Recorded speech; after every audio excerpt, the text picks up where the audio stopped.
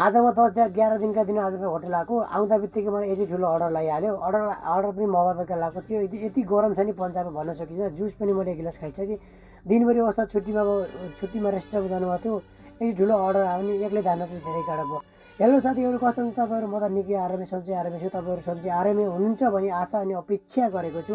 र चाहिँ मेरो डे 19 चाहिँ भइसक्यो। आज मेरो मिनी भ्लग बनाउँदा 19 दिन भइसकेछ, मलाई थाहै भएन। त्यसपछि साथीहरू चाहिँ नेपालबाट कोही आएको हेलो हाई गरिरहेको थियो। किनभने चाहिँ हाम्रो वस्तादजीहरू चाहिँ सबै केटाहरू वस्ताद भइसकेको छ, हामी पनि वस्ताद हुँदैछौँ। हामीहरू पनि अब कहिले सिप हुने चाहिँ थाहा छैन।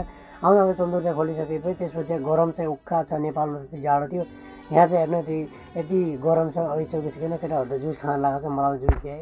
अनि जुस खाइसकेपछि यसो हल्का तरकारी रमाइलो तरकारी जुस चट्ट तरिकाले खाइयो। एकैछिन टाइम लाग्यो। त्यसपछि कोहीले चाहिँ तन्दुर चाहिँ पहिलो फर्स्ट काम भनेको तन्दुर चाहिँ जलाउने काम हुन्छ मेरो। तन्दुरसँग जलाइसकेपछि एकदम बवाल तरकारी जलाएर त्यसपछि 203 भइरहेको थियो। बवाल तरकारी, दाल, सब्जी, राजमाको चामल भइरहेको थियो। टक्क ल्याएर माथि ल्याएर यसो फ्यानको निचे चाहिँ साथी र म चाहिँ बसेर, हाम्रो चाहिँ यो नयाँ साथी हो, यो साथी चाहिँ लोकल पन्जाबको साथी। त्यसपछि चाहिँ हामी दुइटा मिलेर चाहिँ खानापिना खाना चाहिँ माथि गयो। त्यसपछि म तल आएको।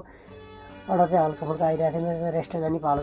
अनि वस्तादजी चाहिँ जाउँ त तिमी रेस्ट भनेर म चाहिँ लागेँ। म रेस्टतिर रेस्टुरेन्टमा जाँदा पहिला नि यसो हेरेर चाहिँ बाहिरको मौसम चाहिँ एकदम भवाल अनि क्लिन थियो। त्यसपछि अहिले माथि गएको त 1 घन्टाको रेस्टपछि म आएँ। तर आइसकेपछि यसो अर्डर आएको थियो। बवाल तरिकाको अर्डर आयो। अगाडि आइसकिदिएँ। हेर्नु मेरो त प्लस्स परेर अलिकति चट्ट काटिहाल्यो। यति माउ त कहाँ दुखिरहेको चाहिँ। तपाईँहरूलाई मेरो भिडियो कस्तो लाग्छ र त्यस्तै लाग्छ, जसलाई जस्तो लाग्यो त्यस्तै सल्लाह सुझाव चाहिँ दिनु नभुल्नुहोला। अनि मेरो भिडियो जस्तो लाग्छ त्यस्तै कमेन्ट चाहिँ गरेर जानु होला।